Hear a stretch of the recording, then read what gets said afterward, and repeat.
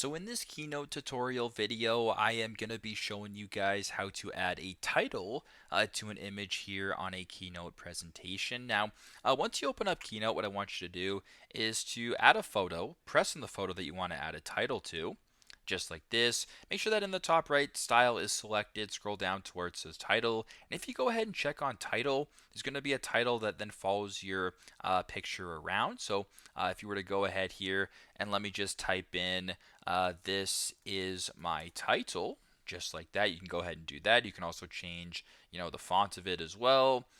To whatever you're looking for, so you can go ahead and do that. Whatever you want to do. The most important part here is it's going to follow your photo. Whether you make it larger or smaller, that's completely up to you. If you want to uncheck it, just uncheck title just like that. If you want to get rid of it, you can also change the location as well, maybe moving it on the bottom or the top. It's completely up to you. So very simple, very straightforward, but that is how to add a title to an image here on a Keynote presentation.